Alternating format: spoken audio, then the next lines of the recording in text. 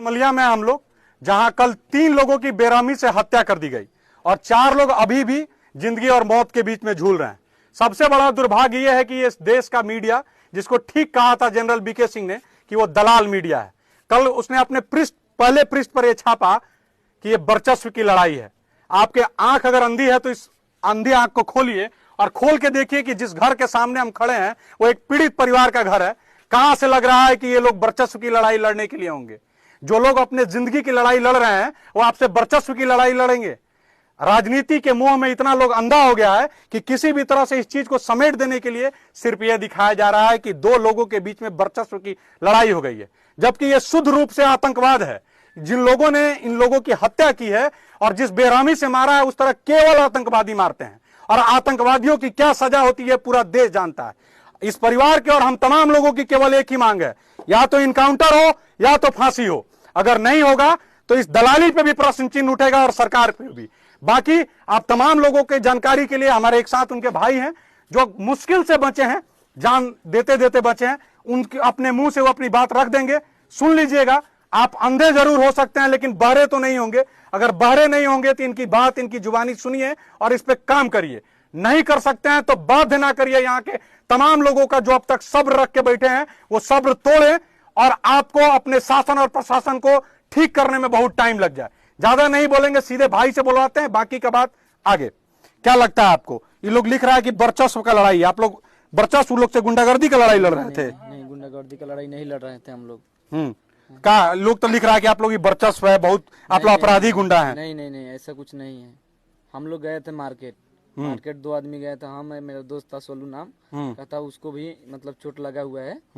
तो गए थे मार्केट, तब तक उधर से देखे कि हमारे गांव का दुकान है, वहाँ पर रुक कर बैठ गए। वहाँ पे बैठे तब तक देखे उधर से मतलब तलवार उलवार लेकर वो लोग चला। तब तक मतलब कि हम लोग नहीं जाने कि हम पे अटैक होगा।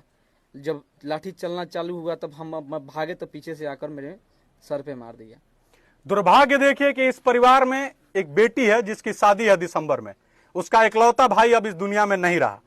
और उससे ज्यादा दुर्भाग्य ये देखिए कि नेताजी लोग कह रहे हैं कि 2 शराब व्यापारियों के बीच में वर्चस्व की लड़ाई थी। शर्म है तो शर्म कर लीजिए और नहीं है तो अगली बार यहां दिख मत जाइएगा। लोग बहुत गुस्से में हैं। एक और बात बहुत आप लोग से निवेदन के साथ करेंगे, ये परिवार का जो सदस्य चला गया वो लौट के तो नहीं आ सकता है। हमारी जिम्मेदारी ये बनती है कि इस परिवार के साथ हम लोग खड़े रहें, तन से, मन से और धन से। इस परिवार के अभी एक लोग अभी अस्पताल में है, पैसा बहुत जरूरी है। वास्तविक स्थिति हम चाहेंगे कैमरा घुमा के आप लोग दिखा दीजिए और थोड़ा सा अंदर भी चल के हम लोग दिखा देंगे ताकि लोगों को पता लगे कि ये जो लोग लिख रहे हैं कि ये लोग अपराधी हैं और इनका वर्चस्व का लड़ाई है वो कैसा है।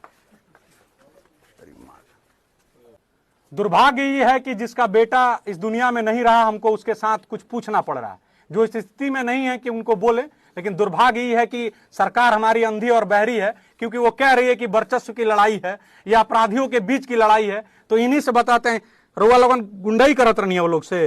कुछ भी नहीं है उनको हमारे साथ कुछ भी नहीं। तो काहे रउकर बेटा के कहता शराब व्यापारी रही, रुआ लोग ने वर्चस्व रहे का दो? देख लीजिए हमारा ऐसा होता है घर, कुछ भी नहीं है। हमारे पास कुछ नहीं। एगो मशीन बा, मशीन चला के माई बाबू के खर्चे चलावत रहो। अकेले बेटा रहा है राउर? 2 गो कमाए वाला हुए बेटा रहा? हाँ, ये बड़ बेटा दिल्ली पंजाब अपन कमा के बच्चा 2 गो चलावत। देश के तमाम मीडिया चैनलों और तमाम नेताजी लोग, आपसे बस इतना ही कहना है कि अभियो चेतिए और इस घर की स्थिति को देख के अगर आपका जमीर जाग जाए तो अपने अपने सोशल मीडिया हैंडल से लिखिए और यहां पहुंचिए और इस वर्चस्व की जो बात कर रहे हैं आप, इसको नकारिए।